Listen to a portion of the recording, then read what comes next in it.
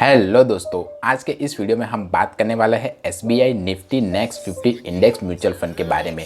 तो अगर आप भी इस म्यूचुअल फंड में इन्वेस्टमेंट करना चाहते हो तो इस वीडियो को अंत तक जरूर देखिएगा। तो सबसे पहले हम इस म्यूचुअल फंड के फंड ऑब्जेक्टिव के बारे में जान लेते हैं। तो ये एक पैसिव म्यूचुअल फंड है, यानी कि ये म्यूचुअल फंड किसी एक इंडेक्स को फॉलो या कॉपी करता है। इसमें फंड मैनेजर का रोल बहुत कम होता है। तो ये म्यूचुअल फंड निफ्टी इंडेक्स 50 को फॉलो और कॉपी करता है। अब हम इस म्यूचुअल फंड के पास रिटर्न्स के बारे में जाने तो इसने 3 मंथ में 7.9% का, 6 मंथ में -3.3% का, 1 ईयर में -3.6% का और ऑल ओवर 14.3% का रिटर्न्स अपने इन्वेस्टरों को लाकर दिया हुआ है। तो इस हिसाब से देखें तो ये एक नया म्यूचुअल फंड माना जाएगा। अगर आपने भी इस म्यूचुअल फंड के NFO में अपने पैसे को निवेश किया हुआ है तो मुझे कमेंट करके बताइए कि अभी ये म्यूचुअल फंड आपको कैसा रिटर्न्स लाकर दे रहा है। मेरे व्यूअर्स को हेल्प हो जाएगी। इसका एक्सपांस रेशियो 0.33% है, जो मेरे हिसाब से एक अच्छा एक्सपांस रेशियो माना जाएगा। अब जिसे नहीं पता कि एक्सपांस रेशियो किसे कहते हैं, तो जो एसेट मैनेजमेंट कंपनियां होती है वो हमारे पैसे को मैनेज करने के लिए हम ही से कुछ फीस चार्ज करती है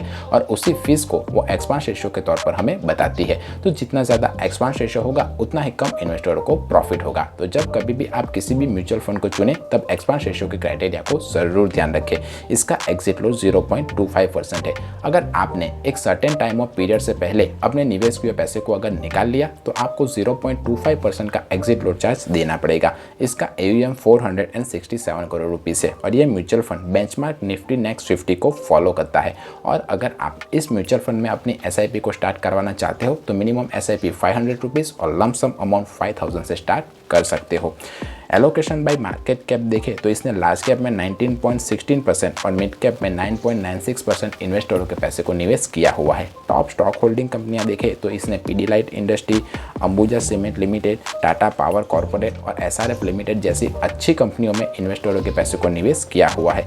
एलोकेशन बाय सेक्टर देखें तो इसने energy, consumer capital and goods and finance sector में इन्वेस्टरों के पैसे को निवेश किया हुआ है। अब हम इस म्यूचुअल फंड पर लगने वाले टैक्स के बारे में बात करें तो अगर आप 1 साल के बाद अपने निवेश किए पैसे को निकालते हो तो आपको long term capital gain tax 10% का देना पड़ेगा और उसमें से भी आपको 1 लाख रुपीज़ का अजम्पशन मिल जाएगा।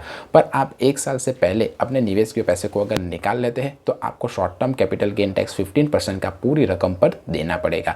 अगर आपको भी ये मेरा वीडियो पसंद आया है तो वीडियो को लाइक कीजिए और चैनल को सब्सक्राइब कीजिए।